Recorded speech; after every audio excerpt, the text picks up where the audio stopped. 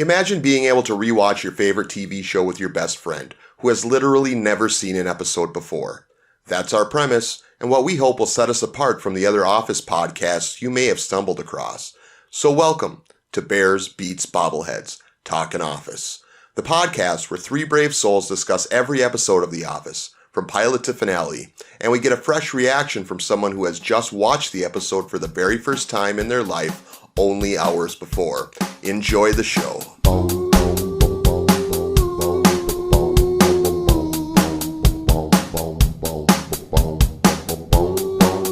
Hello and welcome to Bears Beats Bobbleheads Talking Office. We are talking Season 2, Episode 4, The Fire. First aired October 11th, 2005, written by B.J. Novak, directed by Ken Kwapis.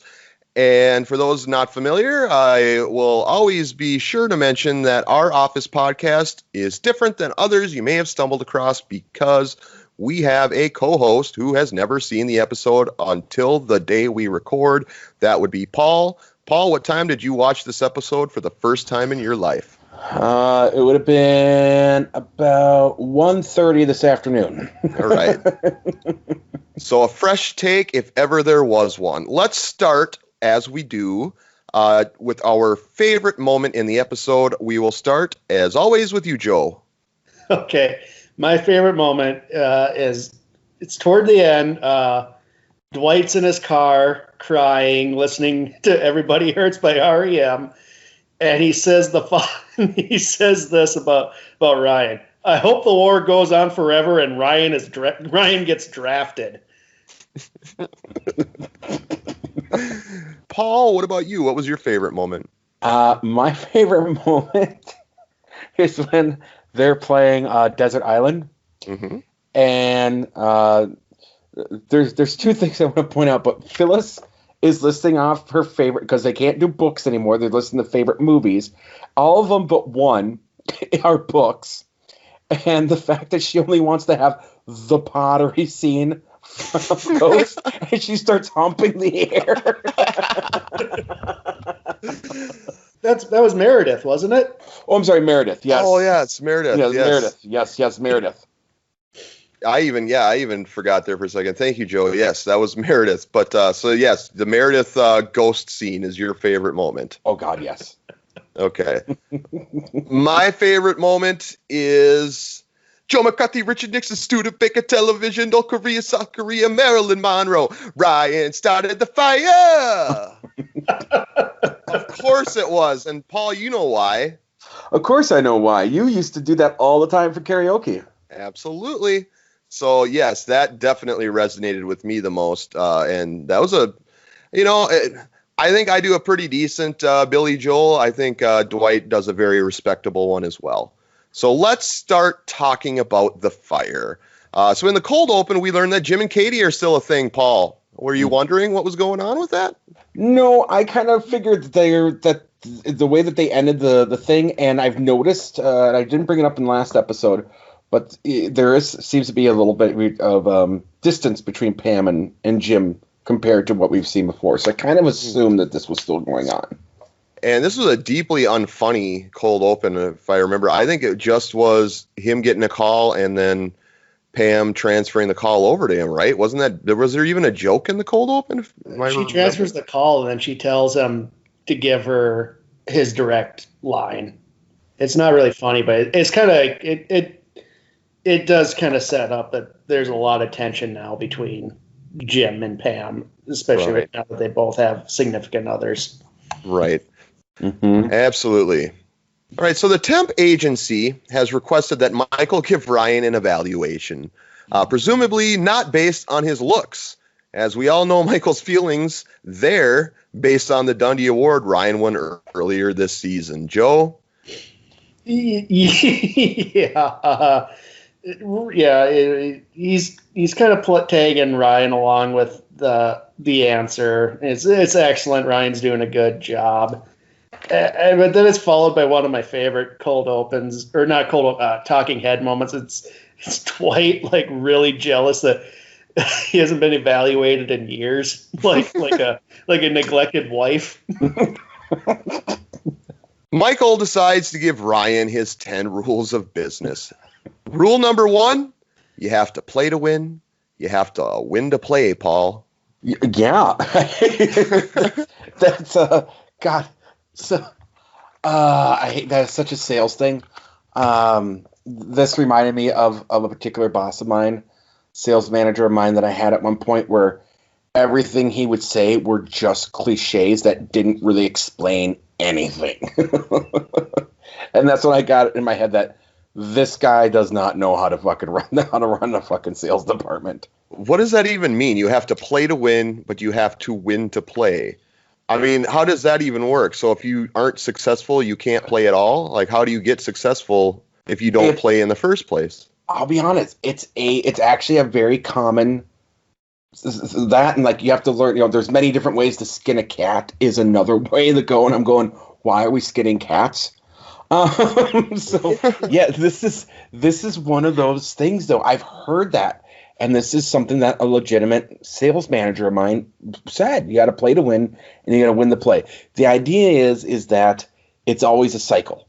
That because sales guys typically, and I don't fall into this, you guys both know this, but they're kind of the jocks of the business.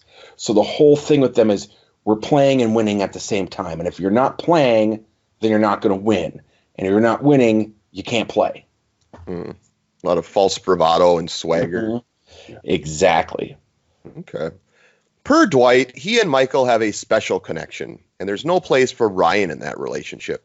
It's not the Lone Ranger and Tonto and Bonto, after all, Joe. Yeah, the seething jealousy that Dwight has at this point, and then it just boils over.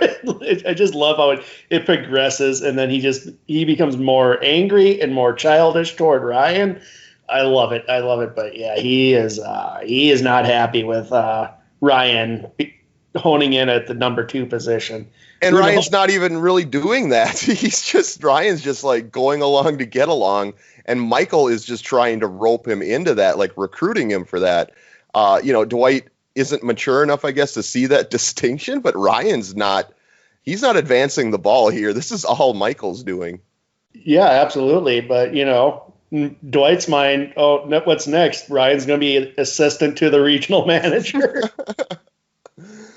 Fire drill, people. Head to the exits. Stay below the smoke line. Paul, what was your thoughts when Dwight started throwing water at the smoke? So that was a top runner for one of my favorite moments. For when he is when he opens up the door and throws the water cooler at the room. Like, what the fuck? And then he grabs Katie and Kelly. And who's just trying to get out. She's trying to get out, and I had to rewind it a couple times because I thought she said, "Get the fuck off me." Like I thought they didn't bleep it, and I'm still not sure if they did or not. And then he tells her that she needs to take her nylons off because it could burn to her skin. Like, oh my god! Yeah, that scene was gold. He went straight backdraft. It's like went to 11. Can we also talk about Michael? Just barging out, shoving Oscar out of the way. Caught on the security camera, mind you, hauling ass outside. Well, I mean, it's, they say women and children first, but they don't employ children because that's illegal, and, women are equal. So he's got a point there, I guess. That was so great. All right, Michael's second rule of business: adapt, react, readapt, apt. Can somebody explain that to me? He was just making up rhyming words on the fly. Like, yeah. I get everything up to apt. I get adapt, you adapt, you react to what's happening. So you readapt, so you're the same as react, really. It's the same meaning. And then apt, that's where it's like, okay. Do you think he's getting this information from Small Businessman magazine? Yeah, I Scott, I will say on that one, I've heard the act, react, readapt, but the apt, I just think Michael wanted to throw it in there as a Michaelism, like I'm going one above what the standard is. Ryan insists that he doesn't want to be a guy here, quote unquote. He doesn't want to have a thing, Paul. So this was very telling to me where I feel like Ryan is not invested at all. Like he really is just there to be there. But yeah, we all have the person though, that guy and, or that girl in the office, the ditzy one. What guy were you? I was the troublemaker, dude. You should know this at all point. I'm a rule breaker. I do know this, but our listeners don't. That's why I was. No, that's good. I'm what we consider in the sales world what is called the lone wolf. I will go off the reservation, as they say, and as a boss of mine would say, on a constant. And Joe, we've established your relation to Stanley, or your reverence for the Stanley character. Would you say you're kind of the grumpy guy, or what would you say? What kind of guy are you at the office? Yeah, I'm the grumpy guy, but full confession, guys, I've been the fire guy too. I blew up a microwave at one of my office jobs. I pulled a Ryan Howard. Were you making a cheese pita? It was chicken nuggets. Just blew up the microwave. Did you leave the I can't think of the. Yeah, did you leave the foil on or what? No, I have no idea how it happened. It was a really old microwave, but I just threw some nuggets on a plate and started microwaving it. Next thing I know, I just smelled the smoke. Yeah. Joseph started the fire. So yeah, I want to say I'm the Stanley, but in this episode, I'm also the fire guy. Jim, reclaiming his Master of Ceremonies role from Office Olympics, sets the agenda for games to be played while the office waits for the fire department to arrive. Paul. We got the Desert Island picks, and who would you do? They went, no, Jim, you're not thinking here. You don't want to do this here. With Jim, though, him always kind of being the guy that thinks up games, like what does that tell you? What kind of insight does that give you about the Jim character? Well, I think he's just, he's fun loving. He wants people. He wants people to be doing. He's also has to be doing something. He is not a guy that can be idle. He has to be doing something, or I think he's. Or he dies of boredom, as we. Yes, heard. Exactly. Yeah, he is, and we had a lot of insight last episode, and it carries over here that he is a guy that gets bored very easily. The fire department finally does arrive, and Dwight is pumped. It goes to his love of like kind of authority-ish figures, and yeah, he's jazzed. I think it's more than. I think it's like it's this childlike, whimsical side of Dwight that the firemen are here. The heroes have arrived. I think it's partially to do with that too. It's the authority, yes, but. Little kids, little boys or some little girls want to grow up to be a fireman.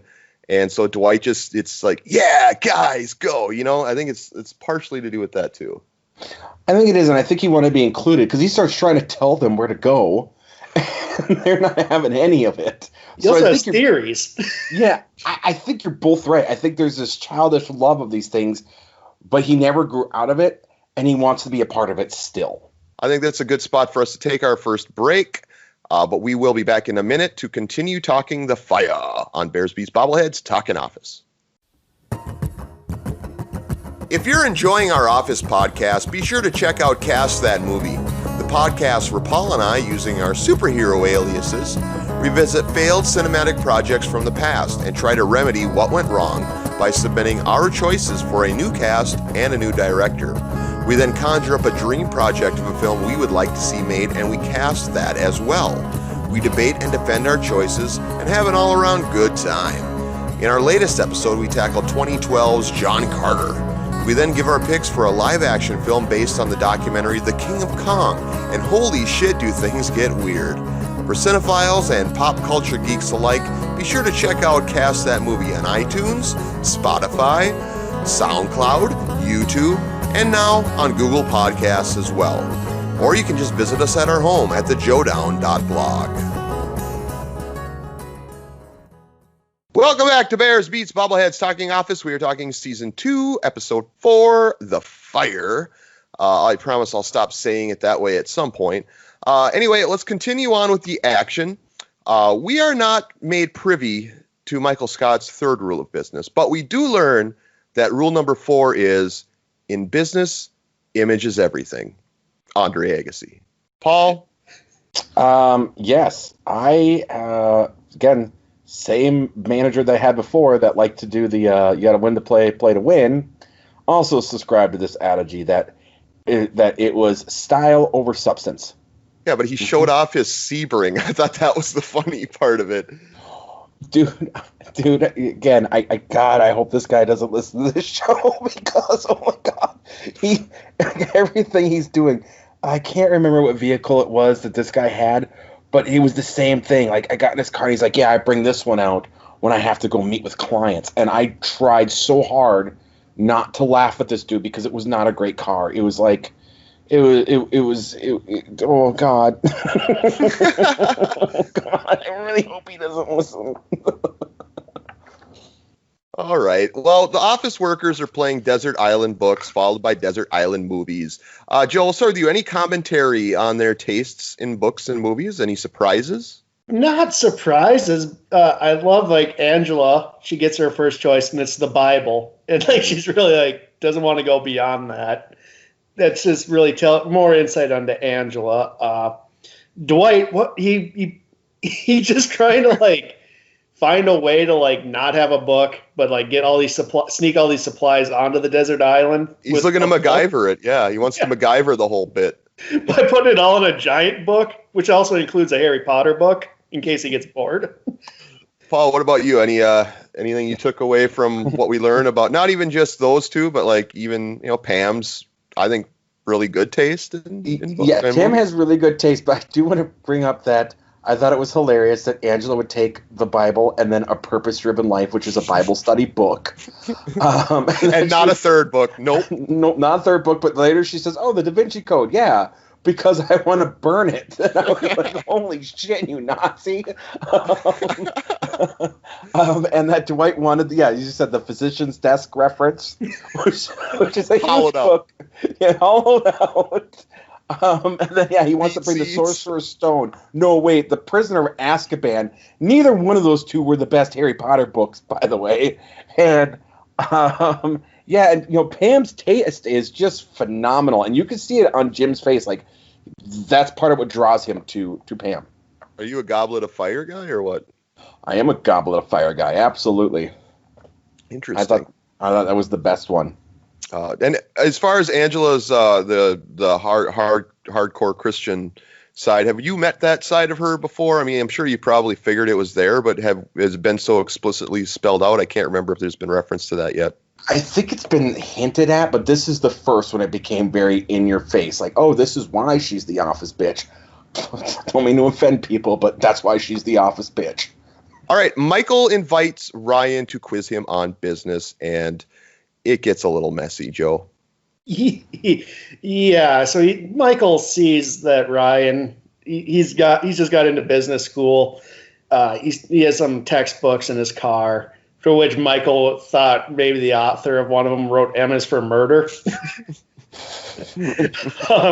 But then he starts getting kind of defensive, and he's like, oh, you think you know more about business than I do? And Ryan's straight like, no, that's why I'm going to school for it. But it puts Michael on the defensive, and it puts Dwight on the defensive, and then it becomes this weird, sick. Dwight's trying to defend Michael, and Michael gets mad at Dwight for doing that because he doesn't want to look like he's not as knowledgeable in front of Ryan. And now we're starting to see like a more twisted aspect of an already twisted relationship. Like, we've seen it go dark before, but this kind of gets it even darker. Speaking of getting darker, Michael and Ryan are seated in the back seat of Ryan's car as Michael looks over Ryan's business textbooks, and Ryan is clearly uncomfortable with this seating arrangement, Paul. Very uncomfortable. And the reason why he's doing this, let's just point this out, is because Ryan revealed to him that he's going to business school at night, right? And that's why he has all these books. And Michael is now intimidated because he didn't even go to school. He didn't even go to college, we find out. So, yeah, he just wants to sponge off this kid and get everything off of him. We learn that Dwight's favorite movie is The Crow, because of course it is, Joe. The Crow is like one of my favorite movies, so that makes me wonder am I a Dwight? Joe, thank you for saying that, because I did the same thing. The Crow is one of my favorite movies, and I go, wait a minute, what's wrong with me? I will leave that alone out of respect to both of you. Fuck you. For the game, what would you do? Everyone would do Pam. How awkward is it to be her in that moment? That's why you don't play those games. As Dwight sulks in his car with Everybody Hurts blaring, Jim and Pam, I'm doing air quotes here, console him. Paul? They try to get him to quit the company. Was that mean, though? This is like, I think I might have referenced when we first started this podcast that maybe I didn't, but I did want to make a point. There are times where the Jim and Pam characters, it almost verges on mean. I think this is kind of our first example of that, because he's clearly upset. Now, whether he has reason to really be or if he's just being immature is another question, but he's upset, and he's taking solace in their being there for him, and they're just laughing their asses off at him. I want to hear, Joe, why don't we start with you? What is your take on this Jim and Pam interaction with Dwight versus the others? I don't like it. This feels like they're punching down. Before, when Dwight, like, he's a foil, like, he gets the joke, a lot of the time. He's slow to get there, but this just felt like cruel, and we do get some more of this down the road, but I really don't like it when they do this. Right. What about you, Paul? Yeah, I got the same impression, but also the same point too. I looked at it from another lens, which was he is like the butt of the office. Like, he is not, he is really taken advantage of, and kind of a sycophant there. So I also think there was part of it like, maybe you need to get out of this this toxic environment you've kind of created. We learned that Michael would have sex with Ryan. Fuck. Oh. Not that he would do Ryan. He goes out of his way, because everybody else is, who would you do? Michael says it with those exact words. Well, I would have sex with Ryan. Yeah, that's something an intern doesn't want to hear. Yeah, boy, Michael can't find his phone, and he fears he left it inside the presumably burning building. To win Michael's favor, Dwight rushes into the building to retrieve it. Paul, what was your thought when that happened? Such a fucking sycophant, Dwight. The fact that he was allowed to didn't make sense to me, because, again, I've worked in a place where we had to call the fire department. Believe me, they keep people out there that keep you out. So that wouldn't have happened.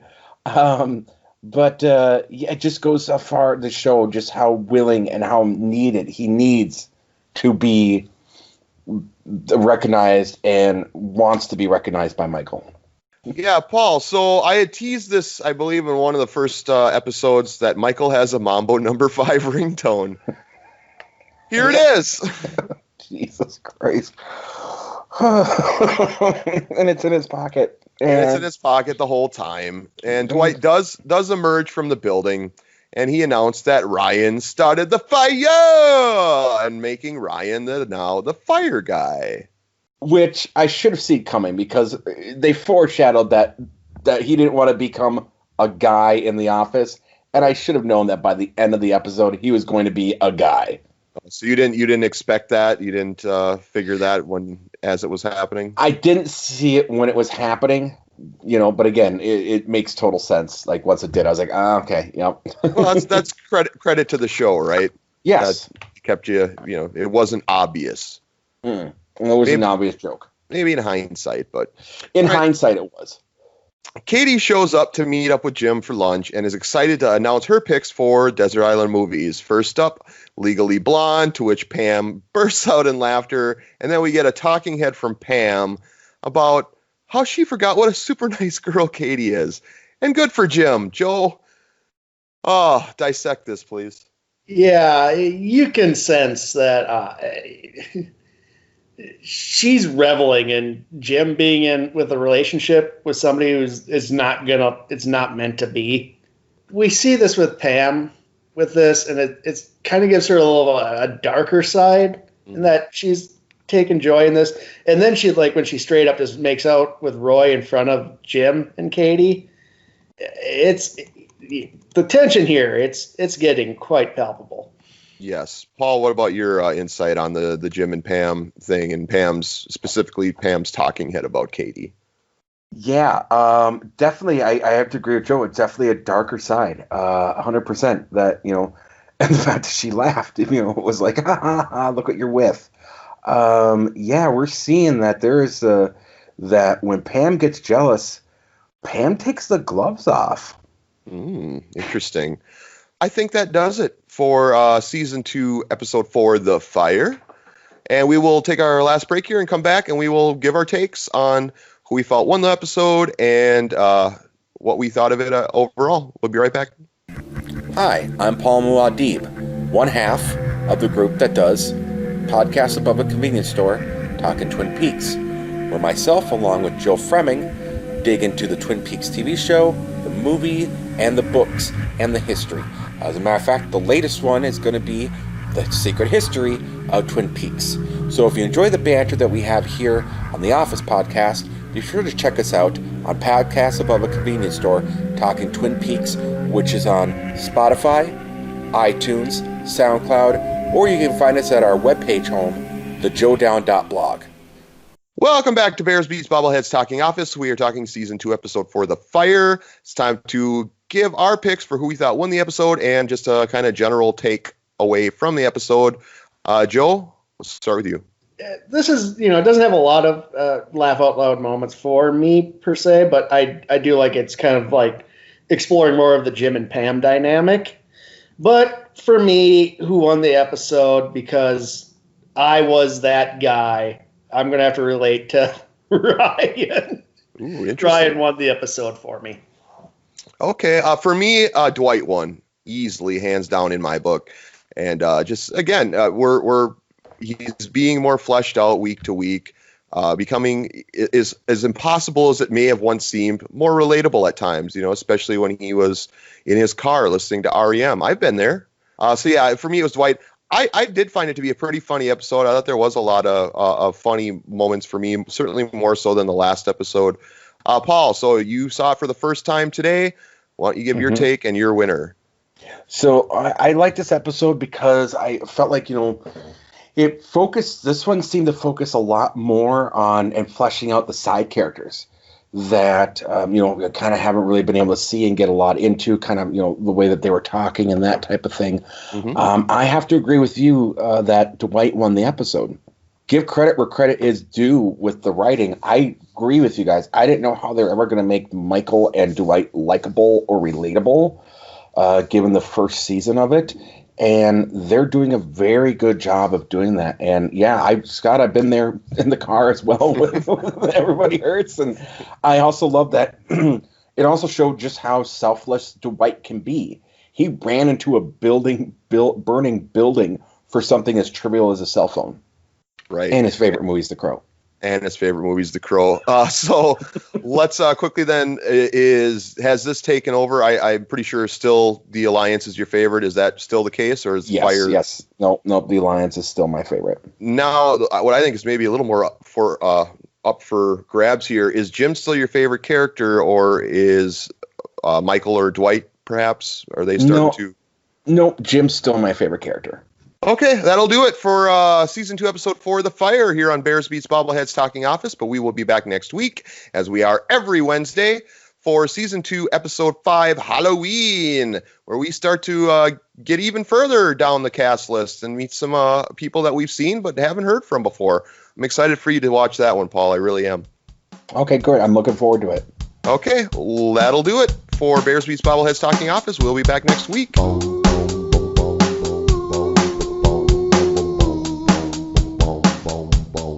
For more podcasts like this one and general pop culture tomfoolery, be sure to visit thejoedown.blog. That's thejoedown.blog.